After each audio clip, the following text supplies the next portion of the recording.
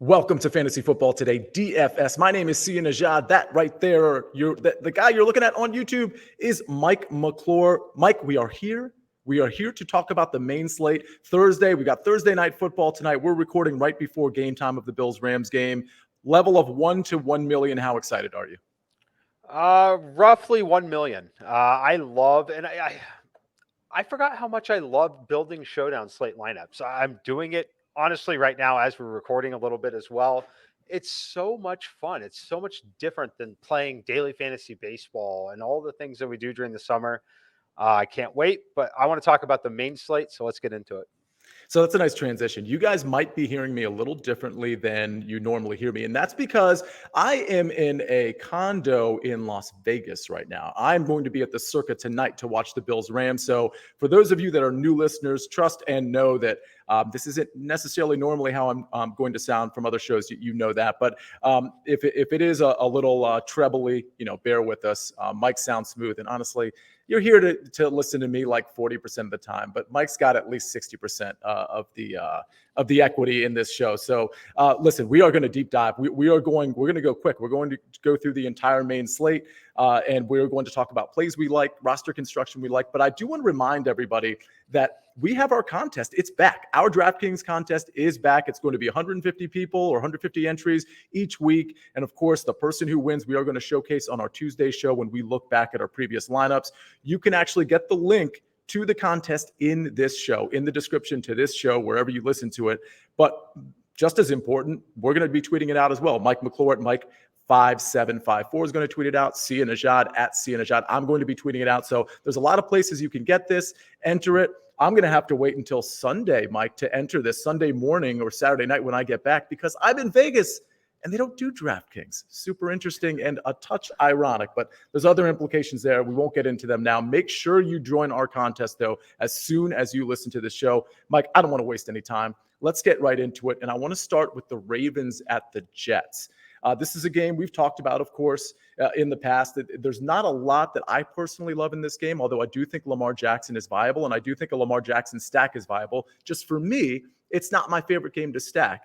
I also think Elijah Moore on the other side is very interesting if you see a trailing game script here. But am I going to have pieces of this game? I'm not so sure. Mike, how about you? I will have a piece of this game, and right now it's Lamar Jackson. When I'm running through my projections and everything here, one thing I like to do is I won't allow the computer to spit out more than, say, 70% ownership on any given player in terms of my exposure to a player. I just hit and run 100 lineups and kind of get the distribution of players that my projections want me to play. Lamar Jackson is one of the top 5 quarterbacks that it wants me to play this week. And when I go look at some of the projected ownership, I'm seeing him in single digits. That gets me kind of excited, knowing that my computer likes Lamar Jackson. The market doesn't really love him. It's understandable he doesn't love him. Don't have real obvious stacking options for him. I still love his rushing upside. I think he's an incredibly safe play. Unlikely to take down massive tournaments without a really competitive big game from him. But I certainly don't think he's going to hurt you in a cash game. Let me ask you this. If you're playing him in a tournament, are you having a run back here? Or are you willing to play, let's say it's a big single entry tournament with maybe 1,000 entries. Are you willing to play Lamar Jackson naked without a run back? Yes, without a run back for sure. I don't think I want to play it with the run back. I think the only scenario that it really gets there and works and is part of an optimal lineup is if it's Lamar Jackson to either Bateman or Andrews. I think that the most contrarian thing you could do would probably be Lamar Jackson to Mark Andrews, just knowing that Travis Kelce's there. He's certainly going to be the preferred option for many players. And the salary that you're spending here is definitely, it's going to lead you to somewhat similar builds should you be playing Patrick Mahomes, Travis Kelce. Like it's relatively similar on that front, but drastically different, pretty decent leverage spot. And it's not unreasonable to think that Lamar Jackson finds Mark Andrews for 2 touchdowns. Mark Andrews has, 7 catches, 80 yards, and lands in the end zone twice. If he does that, they're going to pay off their price tags in most formats. But as of right now, I'm not stacking Lamar. Where I'm playing him is just Lamar on his own and building optimal lineups around the rest of it. And again, for those of you that are listening, just know that you can watch us on YouTube. And Frank, in the background, producing this show, is actually producing lineups as Mike is talking. So he had a Lamar Jackson stack in there with Rashad Bateman. The benefit of that is you get to see how much you have left for your remaining players and things in that nature. So that's something that we're going to do, not just this show, but every single Thursday show in particular that we do. Speaking of quarterbacks in the single digits from an ownership standpoint, and I had Lamar right now, and this can change, at around 7%, but Jalen Hurts is right around that number as well. So we have single digit, mid-single digit ownership percentage at around 6% for Jalen Hurts that I'm seeing right now. I'll point out that Amon-Ra St. Brown is 5%. Swift is around the 7% mark. Again, these are numbers that absolutely could change, but that's what I'm seeing right now. Those are guys we've talked about in the past. This is an interesting game to me. I think the Eagles' interior on both sides of the ball is extremely strong. I think when the Eagles play with the lead, they do push the run way more than the pass. I mean, that's every team, but especially the Eagles. And the Lions allowed 27.5 points per game last year, second worst to the Jets, who we just talked about. Very interesting. We also talked about an alternate game script where Detroit plays with the lead potentially. We talked about that on Tuesday. Mike, where are you at on this game? I like it a lot, and I'm kind of torn on the ownership on Jalen Hurts. Look, I think Jalen Hurts is going to ultimately end up being the highest owned quarterback on the slate, personally. Just kind of some of the stuff that I'm seeing so far. I like him, though. The projections absolutely love him. Makes a ton of sense why. He's got, obviously, immense upside with the wheels, with the legs here. But I like him. I'll play him with Dallas Goedert a little bit. I think that, playing some of these tight ends that we think have upside in high scoring games, I think is going to provide some pretty interesting leverage when you're not punting at the very bottom end of the salary range and not paying all the way up for Travis Kelce. I think that Goddard's super interesting in the middle.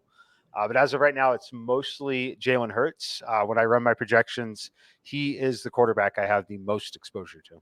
And we see Jalen Hurts here at 6,800. Does that make him, considering the value you have impressed upon him, and he's 6,800, is he more of a cash game lock? I understand you're playing him in tournaments as well, but as far as like your number one quarterback for cash games, is it Jalen Hurts?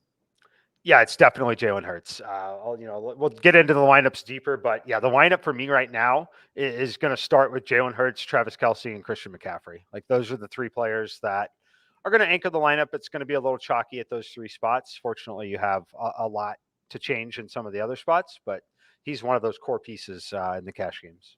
Yeah, and we're certainly going to talk about Christian McCaffrey in a little bit. Again, Jalen Hurts looking to be in single-digit ownership, but again, you got to, every source is a little bit different, and Mike is projecting that number to go up quite a bit as we approach Sunday. 49ers at Bears. And by the way, I should point out that if you listen to the show, you know what's happened to this total. It opened at 46, and it quickly grew to 49. Even if this goes down to 48.5, like, people are betting on the over here. Like, there's smart money on the over. So it looks to be a game that's going to have some unexpected pace to it, especially with the Detroit having not the best defense against the run and the pass. 49ers at Bears. Okay, I mean, we got a great front seven here. The line has gone down from 42 to 40, a decrease of 2 points. It's the lowest total out there. We've talked about the 49ers defense. I continue to love the 49ers defense. Mike, I know you love them too. And part of the reason you love them, especially in these early weeks, or really most weeks, you have defenses that are usually being taken off the board that are like 2,500 or 2,600, kind of in that low range in DraftKings pricing. Of course, the 49ers are much more expensive, and people just don't want to do that because they want to jam in so many prolific players. I like this defense. I like Elijah Mitchell. His ownership looks to be extremely low. Last I checked, it was under 5%. Where are you at on this game? Yeah, I mean, I'm still in the same spot.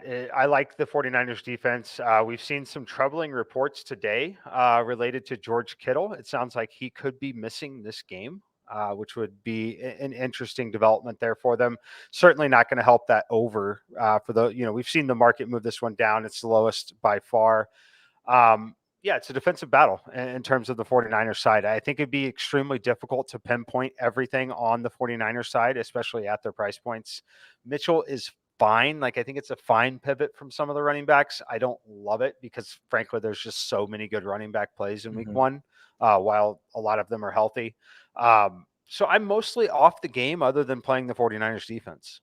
Yeah, I'm going to be invested in the 49ers defense a decent amount. The only thing I'll say about Elijah Mitchell is he's such an unknown right now that I think what you're seeing with him is that the ownership percentage is reflective of the unknown. But we do have to remember what happened last year. He averaged over 20 touches or just around 20 touches per game. So if he is that bell cow for this game, and if he is actually healthy, which he appears to be, he doesn't show up on the injury report, then you might be getting something really exciting, especially with the Niners dealing with some short fields against the Chicago Bears.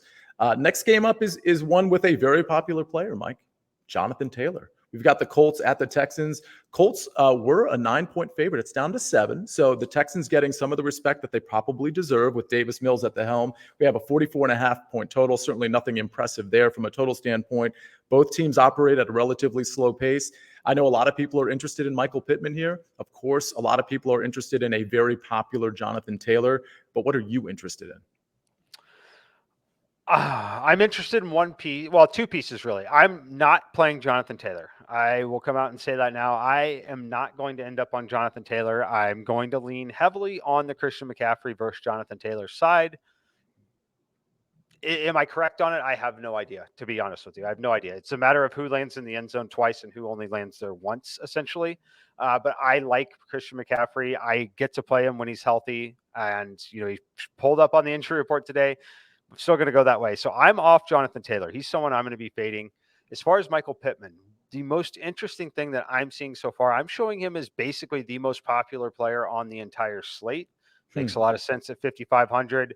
If that holds true by Sunday, I'm going to cool it off just a little bit there. I'm not going to totally remove him from my player pool, and I'm not going to say don't play him in a cash game because I think it's an incredibly good play. But as of right now, my favorite play in this game is another Colts player, and it's Paris Campbell. I love the value on Paris Campbell at the price point. I like the way that he fits in the system. Frankly, I love the quarterback change for him. I think it's going to be good things there. And then when you look at some of the betting market, you mentioned the betting market. This thing opened at 9 or opened 8.5, 8, hit 9, back to 7, pretty strongly back to 7 here. Not even a 7.5. Pretty strong indicator that we're expecting a relatively competitive game. Week 1 in the NFL, in division underdogs have won at like a 70, covered the spread at like a 76% clip for a very large period of time here. I think that we see a very competitive or a shockingly competitive division game. And I think that leads to a little more throwing on the Indianapolis side. Give me Paris Campbell in some of these lineups. Oh, that's very interesting. I don't know that I was big on Paris Campbell this week, but I'm certainly big on him for the season. I think he's a guy that could really pop for you in DFS specifically. I think for week 1, Mike, I think that's a very interesting play, especially, and I don't want to take words out of your mouth, but is this the type of guy, because you're taking a chance here, that you're more inclined to play in some of the bigger stuff, like maybe not the single entry stuff that has 500 entries deep? Yeah, definitely bigger stuff. I would still play it in, like 20 max type tournaments. I think that's kind of like a cutoff range. I mean, if you have something you like, I'm not going to say don't play it in a single entry or in a 3 max, because there's a decent chance in that you might be one of only 2 people that have them, which can create some really interesting leverage. But it's far from the obvious value play. It's far from the slam dunk value play that we'll have and we'll talk about over the course of the season. This is not something that's value that's been created by an injury like we will see. So don't treat it like that. It's not a jam plug and play, but it's someone that I like that I've got circled here. One thing I should probably point out, because you did mention that Christian McCaffrey showed up on the injury report. So my understanding is that that was because of a cut he received on his shin from a cleat. So it appears, Mike, and I'm sure your information is similar, that it's probably like a slightly deep cut, but nothing he can't play with, nothing that's going to actually limit him. Obviously, a soft tissue injury would be way worse than something like this, right? Oh, yeah, definitely. It was more of a, you don't ever want to joke about injuries, but it's more of a like, oh, here we go again, Christian McCaffrey on the injury report kind of thing. But yeah, I fully expect him to be 100% on Sunday. And Mike, let me ask you one other question, because I know people who are listening are going to be super interested in this. The projections that I looked at some time ago, earlier today, I should say, had Jonathan Taylor as the most popular, the most rostered guy. And it had McCaffrey well below him. But Again, that could have changed, and I'm curious what your ownership projections are indicating as we approach Sunday with those two guys in particular. Yeah, I've got McCaffrey as the top running back, but I've got some guys that are close. Saquon Barkley being one of them, just because of the price point on Saquon. Kind of similar story here. Everyone assumes that he's actually finally healthy at this point and has had a long enough period of time to really recover. So that's why Saquon at 6,100 is going to be right up there. But I've got McCaffrey, Saquon at the top, and then it's right in Jonathan Taylor. And then after Jonathan Taylor, there's kind of a mix here that I don't know that I necessarily even agree with some of them, but it's going to be Najee Harris, which I thought was interesting. I thought he'd be way less owned than being projected. Joe Mixon's in that range. Swift, guys that have had pretty significant usage, can catch passes out of the backfield. It makes a lot of sense why they're projecting like that. But yeah, I'm fascinated on which side of, where McCaffrey versus Jonathan Taylor ends up on Sunday. Absolutely. Well, I'm glad you brought up McCaffrey, because the next game I do want to discuss, and we probably won't be discussing it for too long, it's the Browns at the Panthers. It's a 1.5-point spread. It's a 42-point total. Again, that's one of the lower ones on the slate. McCaffrey seems to be the guy to pluck away from this game, and only McCaffrey. But Mike, are there other plays that you might be interested in, perhaps in the 20 max type tournaments, or maybe some of the bigger like Millie Maker type stuff? I mean, it's mostly Christian McCaffrey. If I had to get somewhere else, I'm trying to think if I could, maybe David Njoku at tight end, maybe if you want to get cute. I think he's got some upside, especially in the red zone here for that team. But I don't see myself getting anywhere but Christian McCaffrey, and I see Christian McCaffrey being my highest owned player. You guys know that have followed me for a long time. I keep an incredibly narrow player pool. And when I'm right, I'm really right. And those weeks really pay off for me. And when I miss a little bit. Christian McCaffrey might be in 100% of my lineups.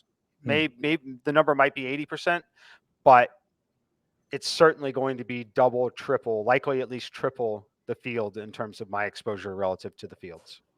Right. And that's the whole point of having a narrow player field. You're overweight on the guys you really like. And therefore, when that player smashes, Mike McClure smashes. People who have that narrow player pool smash. So understandable there. 8,500, probably a deal for Christian McCaffrey. And like Mike said on Tuesday, the time he wants to play Christian McCaffrey is when he knows Christian McCaffrey is healthy. And other than a cut on his shin, which is not going to be a big deal on Sunday, he is healthy. So let's go to the next game. Steelers at Bengals. It's a 44-point total, 6.5-point spread. The Bengals are favored here at home. Another division game, another division dog. This is the game we talked about last week. We talked about it on Tuesday in terms of potentially having one of the higher ranges of outcomes, or just more variable ranges of outcomes. Both these teams operate at a relatively slow pace. We don't know exactly what to expect with a Mitch Trubisky-led Steelers offense.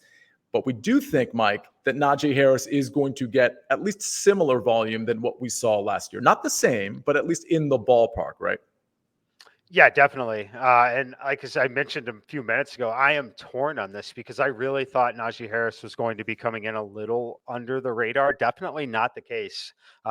Consulting multiple sources here on projected ownership, we've got Najee Harris as one of the more popular players on this slate. I get it at 6,400. He's got immense upside in the passing game. It tells me that, from the sources that we're seeing, that people lean towards this game potentially turning into a shootout more than the game script of physical division game that's a little lower scoring. But I like Najee Harris a lot. Joe Mixon, I on the other side of the ball, I think is interesting. But seeing his projected ownership up there near the top, I know that there are guys that I like more than Joe Mixon. This game's fascinating to me. I'm really torn because I thought that we were going to be a little sneaky with Najee, but it doesn't look like that's the case here. If you wanted to play the scenario where this game actually does shoot out and you wanted to actually stack this game, I'm curious, Mike, I would probably take the discount on T. Higgins and play him with a Joe Burrow if I wanted to do a game stack here. In that situation, I'm assuming you'd still be okay bringing it back with Najee Harris, but tell me where you'd go if you were game stacking this. Yeah, if I'm game stacking it, I'm going to go with Najee Harris. Look, just because when you build game stacks, you typically have one game flow in mind, sometimes 2 if you're really thinking about it. With Najee Harris and this kind of a play, I think it works both ways, right? So if Najee Harris and the Steelers are finding success, it's clearly going to lead to more passing volume for Joe Burrow. It likely means that they're struggling getting the ball to Jamar Chase. So you've got T. Higgins there, potentially a few extra targets. And then the other side of that, if Burrow comes out fire and has a big day, great day to Higgins, it's likely that the Steelers aren't throwing the football down the field with much success. We should see a lot of checkdowns to Najee Harris. So I like this build personally.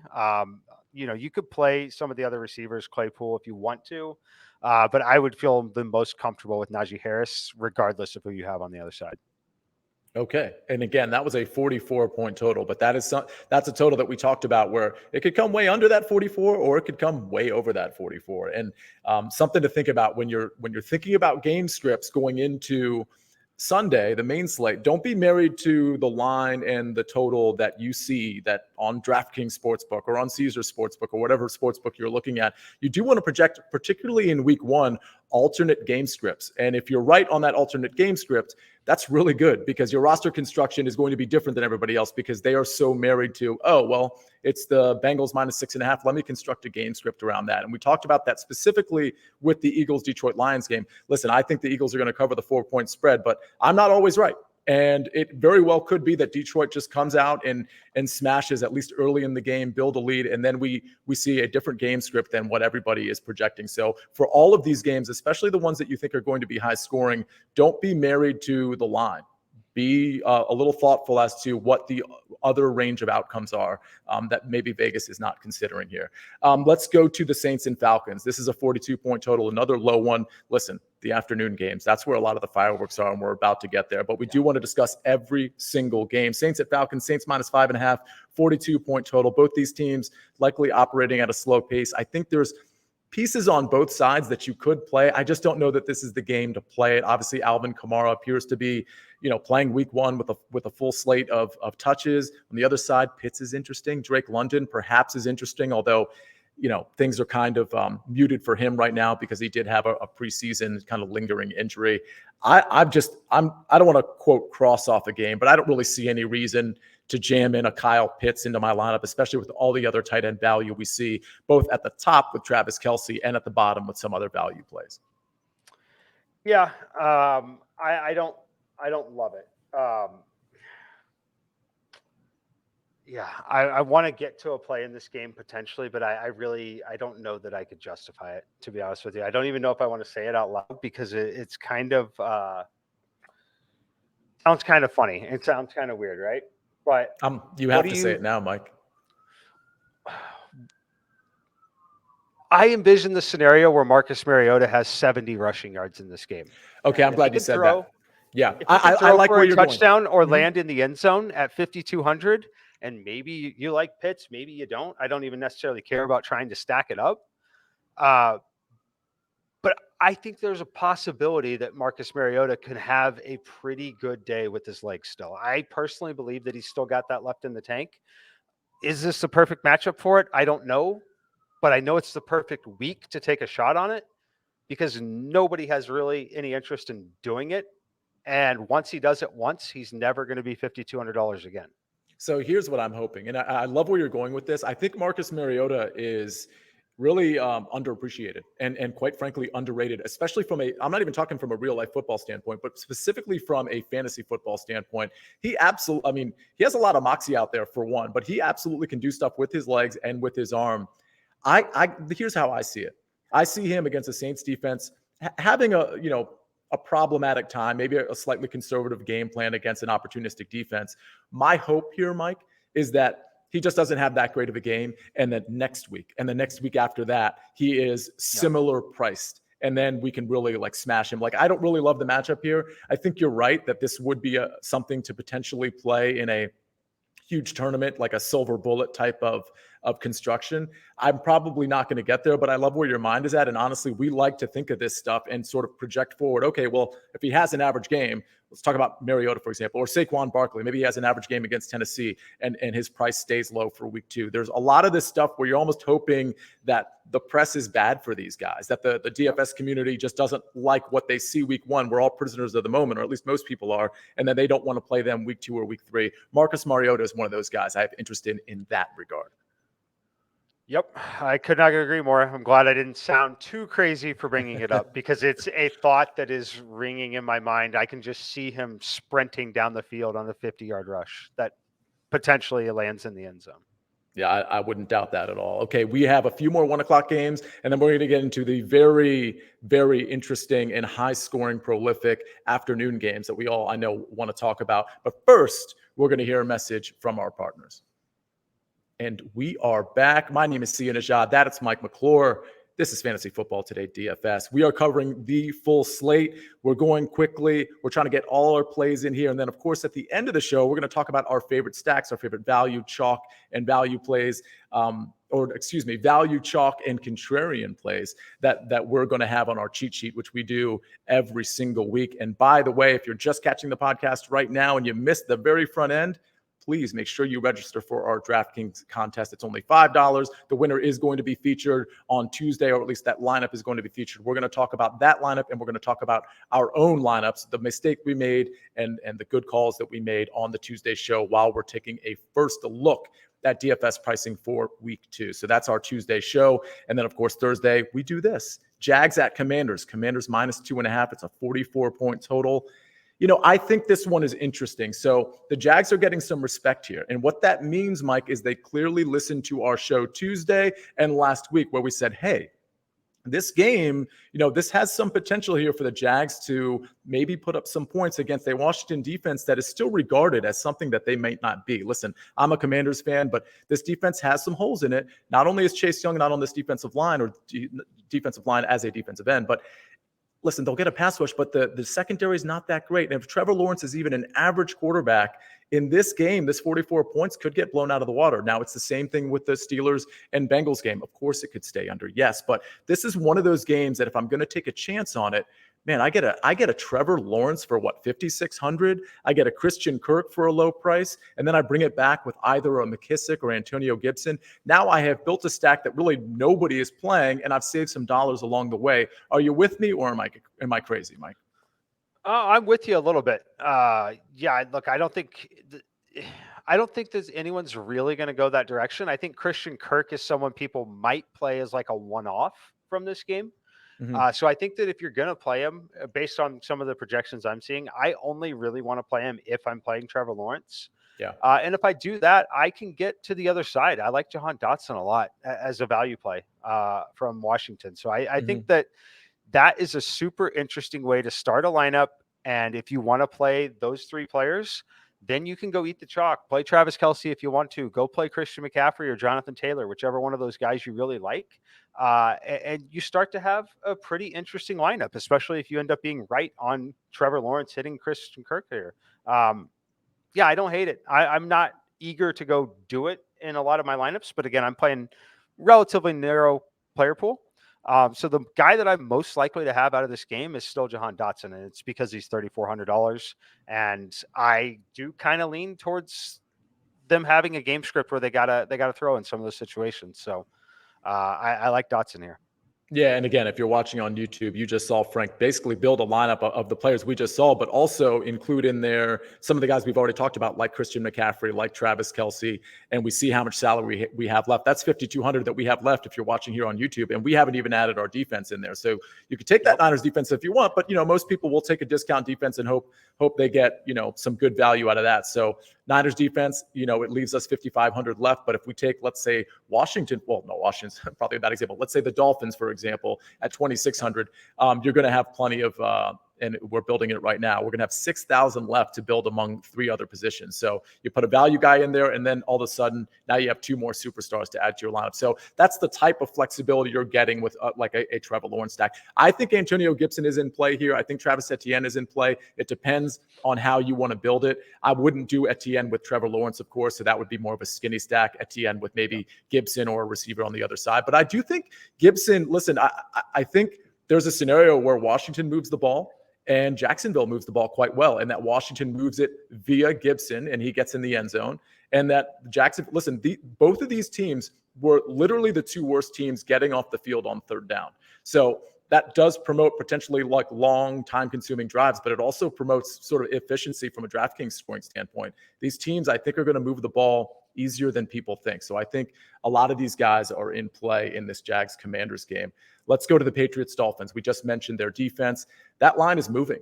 The Dolphins are really getting some respect here. And Mike, I kind of want to get your opinion whether that line movement is deserved in your opinion. So it was 2.5, I believe, as of a few days ago. It's now Dolphins minus 3.5. And this total has gone up 2 full points, which is a lot. It's up to 46.5. Now you're starting to get into a territory where, wow, this might have some DraftKings and FanDuel and, just general DFS relevance as well. Where are you at on this game?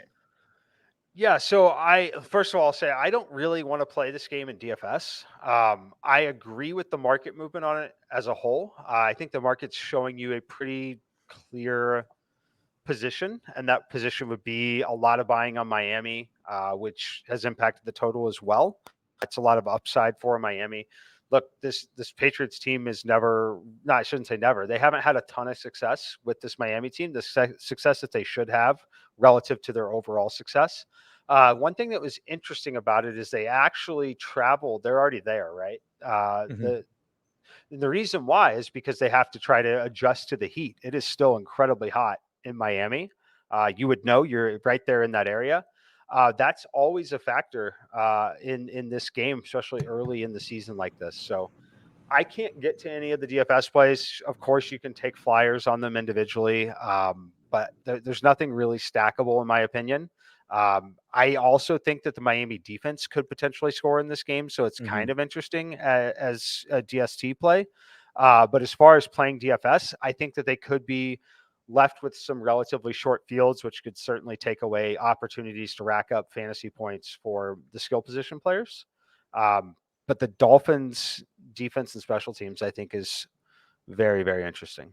Yeah, I think the Dolphins are going to get jammed in quite a bit, sort of in that 2,400, 2,500, 2,600 range as a discount defense, which is going to allow you to do a lot more things. I think Ramondre Stevenson is interesting, especially if he assumes the third down role. If you envision a scenario where he gets a lot of targets and he gets, 40% of the rushing attempts, I think he's interesting at his price at 5,500, knowing that this total has climbed a little bit.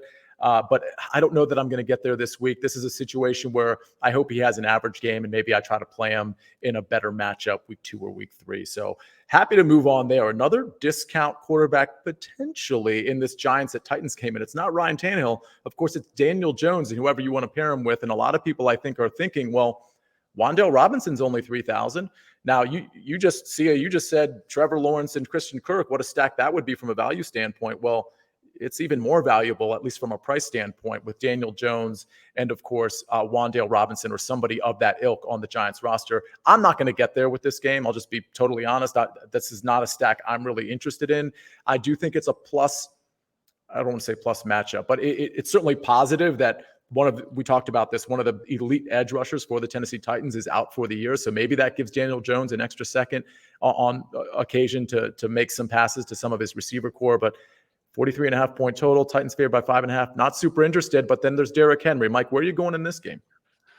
Yeah, look, Saquon Barkley will be in my player pool. The issue is the ownership that we're seeing on this. It's obvious. It makes sense. He's a fine play. He's a fantastic play if he's the Saquon that we all want Saquon to be. I don't think there's any really debating that. He's underpriced for the talent that he has shown that he has in his career. I'll have him in my player pool. It's not going to be a lock button situation, despite what an optimizer might tell you in terms of the points per dollar projection. Daniel Jones, you mentioned him, kind of interesting. Not the rushing upside of Marcus Mariota, probably still has some passing upside. But he's had a number of games where he's racking up 20, 30, even up as many as 90 rushing yards. If you can get him 30 to 40 rushing yards here, if he looks to run a little bit at 5K, it significantly raises the floor. And then if he's, dumping off to Saquon Barkley all day, Barkley ends up with a big day. It's kind of interesting, but it feels more forced than anything. So my official stance on the game will be Saquon Barkley, and Wandale will be in my player pool. But other than that, I'm pretty much off the game. I have no interest on the Titans side. I do want to point out for people who are listening, because, when I was thinking, Mike, okay, Saquon Barkley's in his player pool, I almost wanted you to rate or rank certain running backs that I like sort of in that range. Like it's more expensive, like a James Conner, Aaron Jones. We know you like Christian McCaffrey. The reason I'm not really trying to ask you the question, Mike, but I do want to impress upon the listeners that we're going to be live at times, probably more often than not, as this show moves forward. And that's going to allow some questions to be asked in the middle of the show to myself or to Mike McClure. So I want to make sure everybody makes a note of that as you are contemplating who to play and how to play them.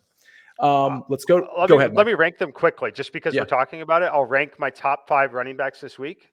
McCaffrey is a very clear number 1. Number 2 for me, Aaron Jones. Number 3, Najee Harris. Number 4, Austin Eckler. And number 5, Saquon Barkley. I love it. 3 of those guys are definitely in my top 5. Christian McCaffrey. I'm trying to. Aaron Jones, definitely. I think I'm going to sneak James Conner in there. I just think he's going to get a ton of work in that game, even in a negative game script. I think James Conner is very, very viable. So those are most of the running backs you mentioned. I like quite a bit as well. Speaking of things I like quite a bit, Raiders Chargers, 52.5 point total. That's sneaking up right on the heels of that Kansas City, Arizona total, by the way. The Chargers are favored now by 3.5. Listen, the Chargers are the 3rd highest pass percentage in the league last year at 61.4%. Raiders had the 7th highest pass percentage at 60.3%. Both are in the top half of the league in plays per game. And both, I think this is the key part for me, even though these teams made improvements, both teams were in the top 7 in points allowed per game. Chargers at 27 and the Raiders at 25.8. This seems like fireworks are going to happen in spite of the fact that the Chargers do have improvements on the defensive side of the ball, and the Raiders have a porous offensive line. As everybody knows, I talked about it Tuesday and I talked about it last week. This is likely my favorite game. Mike, how about you? I love the game. I still like the Chiefs side a lot, so I'll be playing that a lot, as Chief thinks I'm calling him up onto the show if you're watching on YouTube. That was amazing. You Yeah. have to watch this. That was actually, I couldn't even believe the timing of that. Okay, carry on. Sorry. It is almost like he knows his name, almost. But no, I like this game. I really do. I like both sides. I think both quarterbacks are playable. I think the issue with it is you don't gain a ton of leverage by swapping out quarterbacks because they all kind of score in bunches. The distribution of scoring is relatively bunched at quarterback. But I do like Derek Carr. I do like Justin Herbert. I like them both a lot. Where I struggle is with some of the handcuffs. So I think people are going to want to play Justin Herbert. I'm going to fade Justin Herbert. I'm going to use Derek Carr as far as quarterbacking from this game. And then I'm going to run it back with Austin Eckler. He's someone who has a ton of upside pretty much in any game script that they could find themselves in. So that's how I'm going to elect to get my Chargers exposure first. And then on the other side, I do like Derek Carr, though. Let me ask you this. If you could rank the top 3 pass catchers for the Raiders in terms of who you might stack Derek Carr with. Obviously, I'm referring to Darren Waller, Devontae Adams, and Hunter Renfrow, not necessarily in that order, of course. How are your stacks going to go in that regard?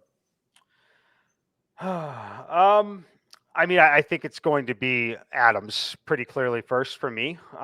We've mentioned this phrase a couple of times, or maybe I've done so many shows, maybe it was another show, but teams featuring wide receiver. Oh, it was pre-show. We were talking about Allen Robinson potentially being featured a little bit for the Rams tonight. I definitely think that that's what we see from Derek Carr and Devontae. We know the relationship these two have. We know that there's going to be a lot of eyes on this game. I think it's very reasonable to expect to see targets forced that way, whether they should or should not be. So that's where I'm going to go with it. I personally am off of Renfrow. I get the desire to play him at his price point. He's like $5,800. It's a middling price point to the point where the value is very obviously not necessarily there. I'm just down on him because I don't believe that it's possible for the red zone targets to be there. So give me Devontae Adams. I don't know if I'm going to stack Carr with anyone but Adams. It might be one of those situations where we pretend it's Aaron Rodgers throwing him the football still, and that's just the stack you play, right? So Yeah. we'll see. Yeah. Yeah, I think, another thing about this game that I think is interesting is that the Chargers are susceptible to the run, or at least they have been. And listen, I understand why people don't want to play Josh Jacobs in a game like this that projects to be a shootout and a passing fest. But Mike, if I'm playing, let's say, 5 lineups, and I just want to go all in on this game. So 4 of them, or maybe 3 of them, are going to be a Chargers game stack, and then I'll do one with the Chiefs and one with another game that we've talked about. I think one of those 3 stacks includes a game script where Josh Jacobs actually goes off against this Chargers defense, and then you can still listen. You can do a double. Josh Jacobs, and you pair him with maybe a Renfro or a Waller or an Adams, and then on the other side you have Justin Herbert crushing it with I don't know, Mike Williams at 6,600.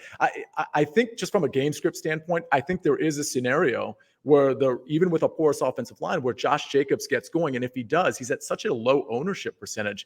You're passing everybody in this game because they're not playing Josh Jacobs. Now, I know I've talked about before Amir Abdullah at 4,200 potentially being a play, and I think he is, depending on the game script. But I do think there's a game script where Josh Jacobs falls in the end zone 2 times.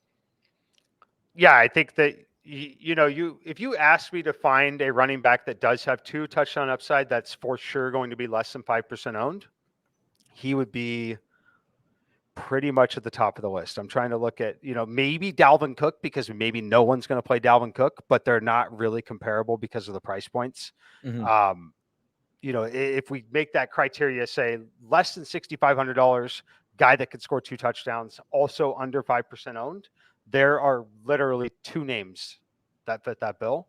It's Nick Chubb and Josh Jacobs. So Josh Jacobs is in a much better game than Nick Chubb is overall. I completely agree with you. Yeah, fair enough. And professional transition from Mike McClure, because he is a professional, because he brings up Dalvin Cook. And our next game, of course, involves Dalvin Cook. Packers at the Vikings. It's a 47-point total. The Vikings are 1.5-point dogs to the Packers. The total has trended down, 48 to 47, for whatever that's worth. I don't know that we know the status, Mike, right now of Allen Lazard, but really a lot. Like, I think Bakhtiari's playing. There are some questions on the offensive side of the ball for the Green Bay Packers. But one thing neither of us have questioned is both the target share and rushing share that Aaron Jones is going to enjoy. So I'm really curious, Mike, your opinion, and then I'll share mine, how you're playing Aaron Jones. And what I mean by that is it skinny stacks, or you're just pulling the Aaron Jones piece out of this game? How are you stacking this game, if you are at all?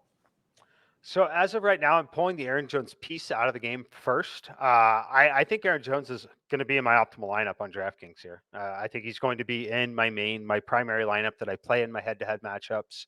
I like him a lot. I think the upside is clearly there.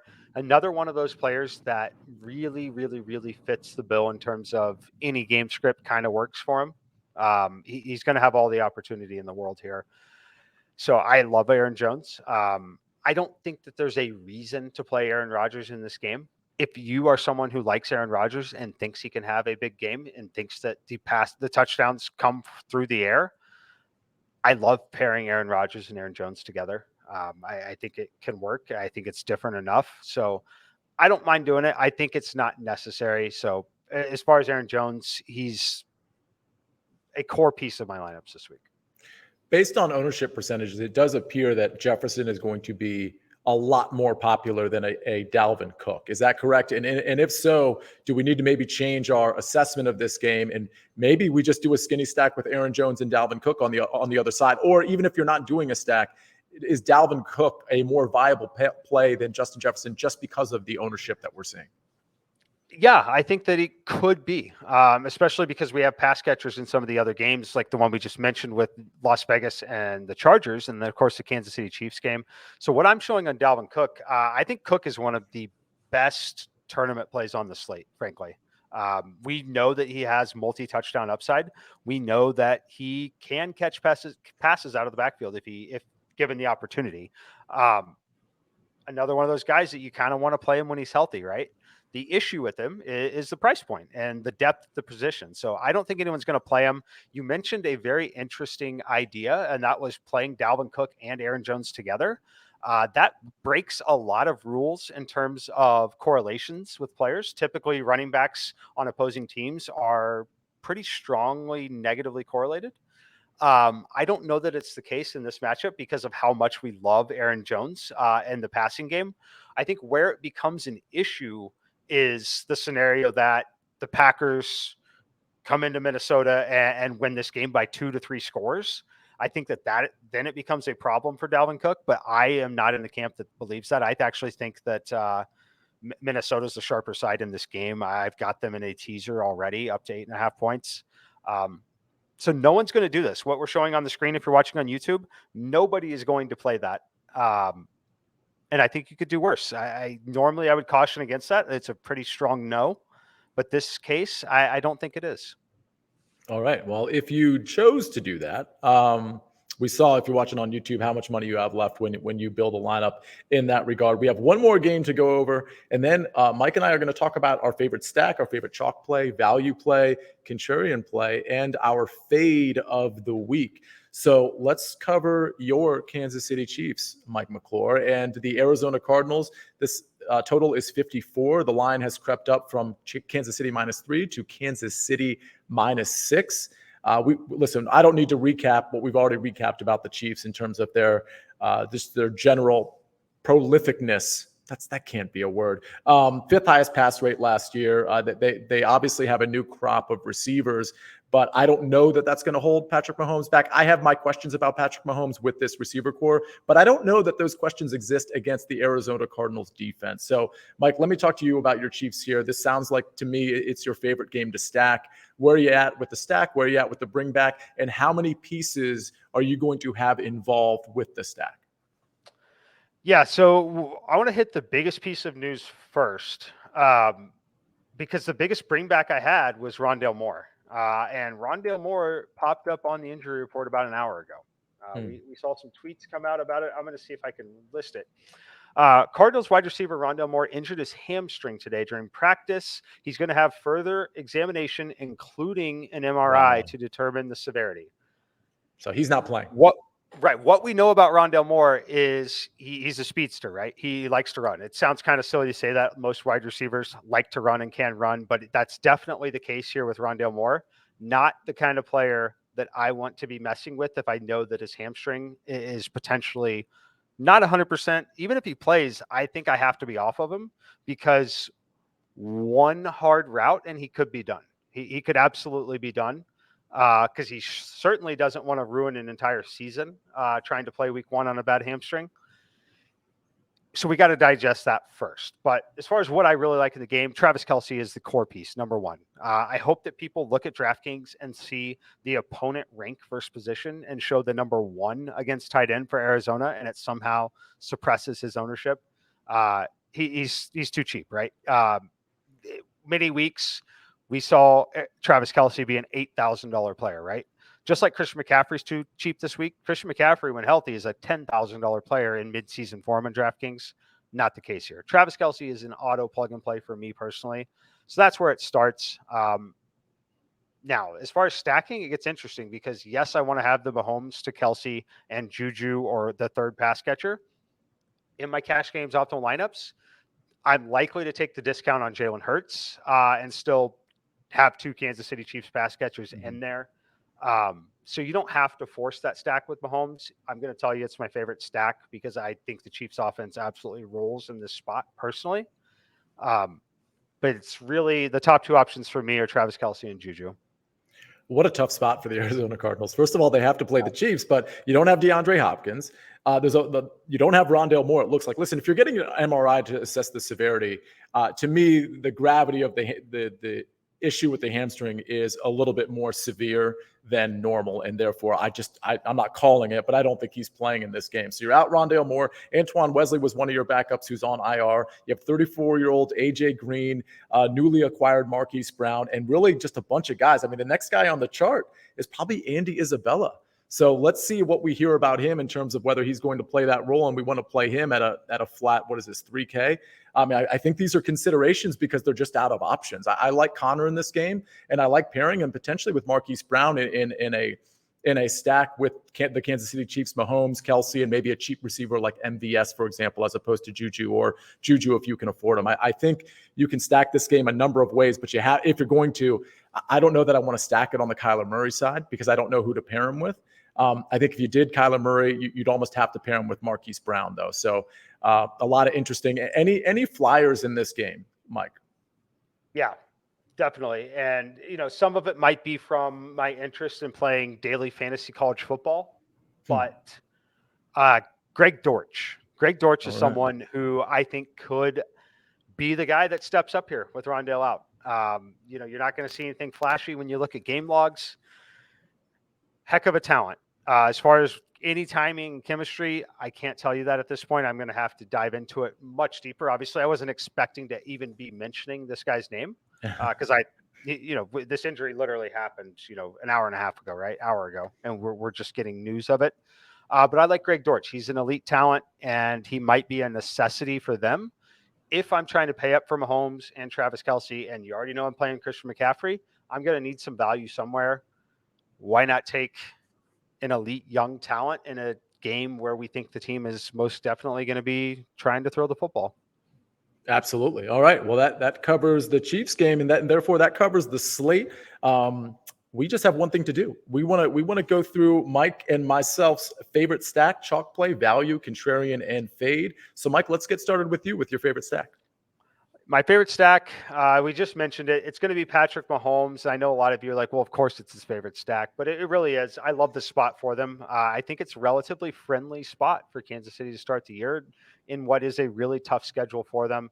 But part of the overall stack is not just the quarterback. It's the pieces that go with it and the combination of salary, the combination of their overall upside.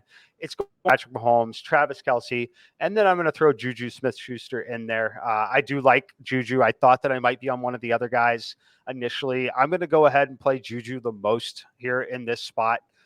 Once again, I do think that some of these teams will take opportunities to feature certain guys.